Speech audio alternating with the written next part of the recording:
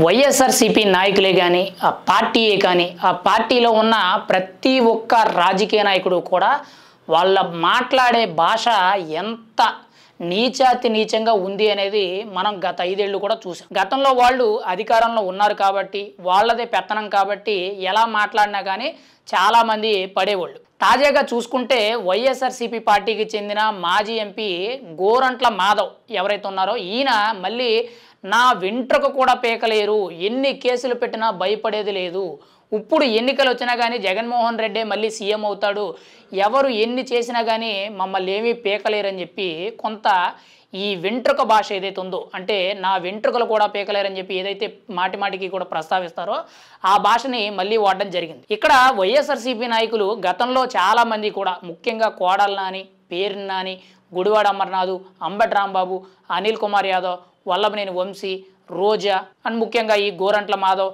ఇంకా మిగిలిన నాయకులు ఎవరైతే ఉన్నారో వీళ్ళందరూ కూడా కొన్ని సందర్భాల్లో కాలి గోటికి సరిపోవు, నా వెంట్రుక ఓడలేదు, లేదనంటే ఏం చేస్తారో చేసుకోండి అనేటట్టు ఇంకా నీచాతి నీచంగా మాట్లాడారు. గత 5 ఏళ్ళు కూడా వాళ్ళ మాట్లాడిన భాషకి ఏకంగా ఒక బ్రాండ్ నేమ్ అనే విధంగా బూతుల మంత్రులు అనే పేరు రావడం జరిగింది. ఎవరైతే నీచాతి నీచంగా మాట్లాడారో, పరిపాలన సరిగ్గా చేయలేదో, ఎవరైతే సమర్థవంతంగా లేకపోయారో వాళ్ళందరూ కూడా ఓడిపోయారు. ఇంకా ఇవి సరిపోలేదన్నట్టు ఇప్పుడు ఈ గోరంట్ల మాధవ్ ఏదైతే నా వెంట్రుక కూడా పీకలేరని చెప్పి ఏదైతే మాట్లాడుతున్నారో ఈయన ఒక ఎంపీ పదవిలో ఉండి కూడా న్యూడ్ కాల్లో మాట్లాడడం జరుగుతుంది. అలా చాలా మంది వైఎస్ఆర్సీపీ నాయకులు కూడా చేయడం జరిగింది. కొంతమంది ముఖ్యంగా గంట అరగంట అని, కొంతమంది సంజన సుకన్య అని, ఇలా రకరకాలుగా వాళ్ళకున్న క్రెడిబిలిటీ కానీ వాళ్ళకున్న ఇమేజ్ అంతా కూడా డ్యామేజ్ చేసుకునే విధంగా, వాళ్ళ యొక్క రాజకీయ విలువలు చెడగొట్టుకునే విధంగా వాళ్ళ ప్రవర్తన తీరు అనేది గత 5 ఏళ్ళు అధికారాన్ని అడ్డం పెట్టుకొని ఆ విధంగా ప్రవర్తించారు.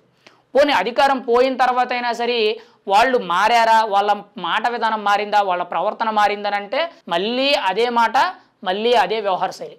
ఇప్పటికైనా కానీ వైఎస్ఆర్సీపీ నాయకులు మారకపోవడం అనేది చాలా దురదృష్టకరం. 5 ఏళ్ళు పదవులు అనుభవించినప్పుడు అధికార మతంతో ఏదేదో చేసి ఏదేదో మాట్లాడారు అనేది ఒక పంతన అయితే, మరి కనీసం అధికారం పోయిన తర్వాత అయినా సరే మనల్ని ప్రజలు ఎందుకు తిరస్కరించారు, మనం ఎందుకు ఓడిపోయాము, మనం ఇప్పుడైనా మారవలసిన అవసరం ఉందని చెప్పి మినిమంలో మినిమం కొంత కూడా ఆలోచించడం లేదు. ఇప్పటికీ కూడా చాలా మంది కూడా వైఎస్ఆర్సీపీ నాయకులు ఇలా మాట్లాడడం అనేది చాలా దురదృష్టకరం. రీసెంట్గా కూడా ఆర్కే రోజా గారు తిరుమలలో ఒక ఘటన గురించి, గోశాల గురించి అక్కడికి ధర్నాకు వెళ్ళారు. అక్కడికి వెళ్ళి ఎవడం పీకుతాడో రండి చూసుకుందాం దమ్ముంటే అని చెప్పి ఓపెన్ స్టేట్మెంట్స్ అనేవి ఇవ్వడం జరుగుతుంది. ఇలా ఇంత నీచంగా వైఎస్ఆర్సీపీ నాయకులు మాట్లాడడం అనేది ఇదొక నీచమైన రాజకీయ వ్యవహార శైలిగా మనం చెప్పుకోవచ్చు. గతంలో ఇటువంటి వ్యవహార శైలి అనేది ఎవ్వరూ కూడా మాట్లాడాల. గతంలో మన రాజశేఖర రెడ్డి కానీ, చంద్రబాబు నాయుడు గారు కానీ, అంతకు ముందున్న నాయకులు కానీ ఎవరైనా కానీ కేవలం పరస్పర విమర్శలు, రాజకీయ విమర్శలు తప్పితే ఎక్కడా కూడా వ్యక్తిగతంగా కానీ, ముఖ్యంగా బూతులు కానీ, వ్యక్తిగత హననం కానీ ఇలా రకరకాలుగా ఎవరు కూడా దిగజారుడు మాటలు అనేవి లేవు. కేవలం 2019 నుంచి 2024 వరకు కూడా